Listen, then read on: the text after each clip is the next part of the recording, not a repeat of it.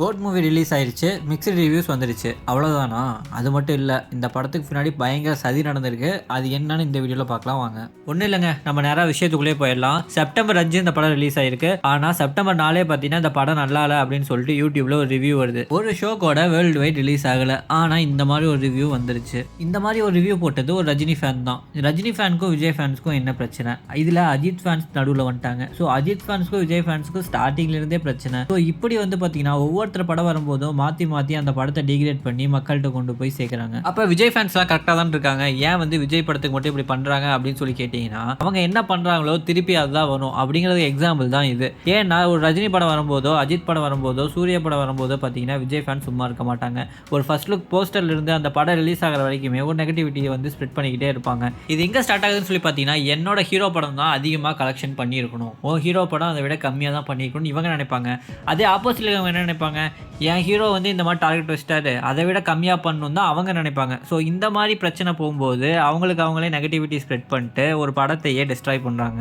இப்போ கூட சோஷியல் மீடியாவில் ட்விட்டர்லாம் எடுத்துக்கிட்டிங்கன்னா ரஜினி ஃபேன்ஸ் அஜித் ஃபேன்ஸ் சூர்யா ஃபேன்ஸ்னு சொல்லி கோட் படத்துக்கு நெகட்டிவிட்டி ஸ்ப்ரெட் பண்ணனால உங்கள் படம் வரும்போதெல்லாம் இதை விட டபுள் மடங்கு நாங்கள் திருப்பி கொடுக்குறோங்கிற ரேஞ்சில் இருக்காங்க. ஸோ இந்த மாதிரி டைமில் கூட வந்து கங்குவா மூவியை பற்றியோ இல்லை வந்து வேட்டையன் பற்றியோ இல்லை விடாமுயற்சியை பற்றியோ வந்து அவங்க வந்து நெகட்டிவாக ட்வீட் போட்டு தான் இருக்காங்க. இது எப்போ மாறுமோ அப்போ தான் வந்து பார்த்தீங்கன்னா எல்லாமே மாறும். நான் என்னையும் சேர்த்து தான் சொல்கிறேன். நேற்று வரைக்கும் நானும் இப்படி தான் இருந்தேன். பட் ஆனால் இனிமேல் இப்படி இருக்கக்கூடாது அப்படிங்கிற மாதிரி ஒரு மைண்ட் செட் வந்திருக்கு. ஏன்னா ஒரு படத்தை எடுக்கிறது எவ்வளோ கஷ்டமாக இருக்குது, அதை ரிலீஸ் பண்ணுறதுக்கு எவ்வளோ கஷ்டமாக இருக்குது, இந்த படத்தை சுற்றி எத்தனை பேர் ஒர்க் பண்ணியிருக்காங்க, அது நல்லா இருக்குது நல்லா இல்லை நம்ம ரிவ்யூ சொல்கிறோம், நீங்களும் போய் பாருங்கன்னு தான் சொல்லுவோம். அந்த ரிவ்யூ சொல்லும்போது கூட உங்களோட பெர்ஸ்பெக்டிவ் வேறு மாதிரி கூட இருக்கலாம். ஸோ அதனால வந்து பார்த்தீங்கன்னா இதை வந்து தவிர்த்து இனிமேல் பார்த்தீங்கன்னா கோலிவுட்டில் ஒரு யூனிட்டி கிரியேட் பண்ணி கர்நாடகா தெலுங்கு சினிமா மாதிரி பார்த்தீங்கன்னா பெரிய ஒரு மூவி பண்ணி நம்மளும் வந்து பார்த்தீங்கன்னா பல ரெக்கார்ட்ஸை பண்ணி நம்ம இருக்க கோலிவுட் வட்டாரத்தில் இருக்கவங்களும் பயங்கரமாக செழிப்பாக இருக்கணும் அப்படிங்கிறத நம்ம ஒரு ஆசை. ஏன்னா ஒரு என்டர்டைன்மெண்ட் எடுத்துக்கிட்டிங்கன்னா அதுலேயும் பல வருமானங்கள் இருக்குது நிறைய குடும்பத்துக்கு,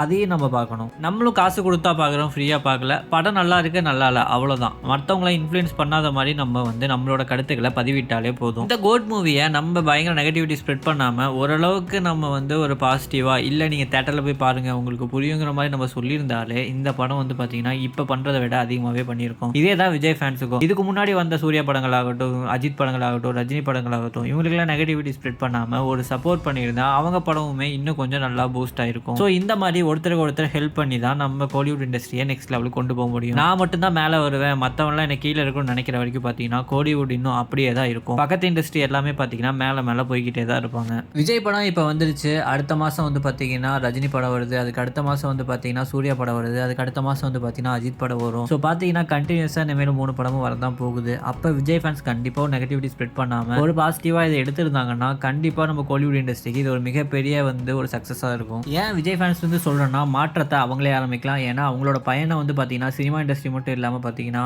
அரசியலுக்குள்ளேயும் போகுது. அந்த மாதிரி டைமில் எல்லாரோட ஆக்டர்ஸோட ஃபேன்ஸோட சப்போர்ட்டும் வேணும், மக்களோட சப்போர்ட்டும் வேணும். ஸோ இந்த மாதிரி டைமில் நமக்கு வந்து பார்த்தீங்கன்னா பொறுமை தான் ரொம்ப முக்கியம். இதெல்லாம் யோசித்து மாற்றத்தை கொண்டு வந்தாங்கன்னா கண்டிப்பாக வந்து பார்த்தீங்கன்னா மிகப்பெரிய சக்ஸஸாக இருக்கும். தமிழ் சினிமாலையும் பார்த்தீங்கன்னா மிகப்பெரிய படங்களும் கண்டினியூஸாக வந்துக்கிட்டே இருக்கும். நீங்கள் இந்த ஃபேன் ஃபைட்ஸை பற்றி என்ன நினைக்கிறீங்க அப்படின்னு சொல்லிட்டு மறக்காமல் கமெண்ட் பண்ணுங்கள். யூனிட்டி முக்கியம் அப்படிங்கிறத நீங்கள் நம்புறீங்களா அப்படிங்கிறதையும் மறக்காமல் கமெண்ட் பண்ணுங்கள். தேங்க்யூ ஸோ மச் ஃபார் வாட்சிங்.